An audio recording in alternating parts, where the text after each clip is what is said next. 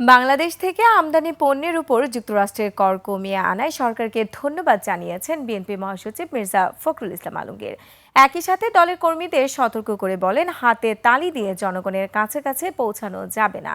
হাকিম মাহিকে সঙ্গে নিয়ে বিস্তারিত জানাচ্ছেন মাহতাব মিনহাজ। এলএমই সার্টিফাইড বিশ্বসেরা কপারে তৈরি ওয়ালটন কেবলস, যা আপনার স্থাপনাকে রাখবে সব সময় নিরাপদ।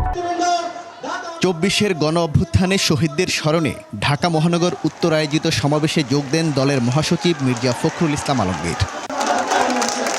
শহীদদের প্রতি শ্রদ্ধা জানিয়ে তিনি বলেন, মানুষ এখন আর হাতেতালি নয়, দেশের জন্য ভালো কাজ দেখতে চায়।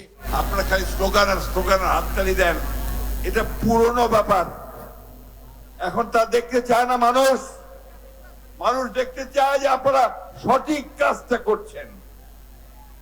মানুষ দেখতে চায় যে আপনারা বাংলাদেশের ভালো কিছুর জন্য আপনারা কাজ করছেন।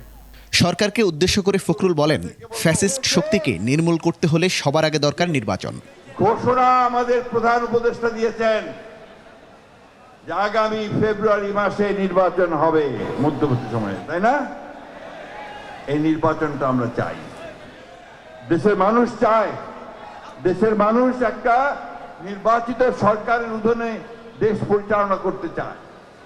এদিকে ঢাকা দক্ষিণ আয়োজিত আরেক সমাবেশে দলের স্থায়ী কমিটির সদস্য মির্জা আব্বাস অন্তর্বর্তী সরকারকে হুঁশিয়ারি দেন, যথাসময়ে নির্বাচন না হলে আন্দোলন চলবে লাগাতারভাবে। বিএনপির বিরুদ্ধে ভুল বুঝাবে তার মানুষকে, কিন্তু বিএনপি 17টা বছর আন্দোলন করেছে, আমরা দরকার পড়লে আরো 17 বছর আন্দোলন করব, কিন্তু কোনো সমস্যা নাই আমাদের। এ সময় পিআর পদ্ধতিতে নির্বাচন ব্যবস্থার সমালোচনা করেন বিএনপির স্থায়ী কমিটির সদস্য। নতুন প্রজন্ম ভোট দিতে শিখে নাই, আর তাদেরকে আপনারা পিআর শেখান। মাহতাব মিনহাজ, 21 টেলিভিশন, ঢাকা।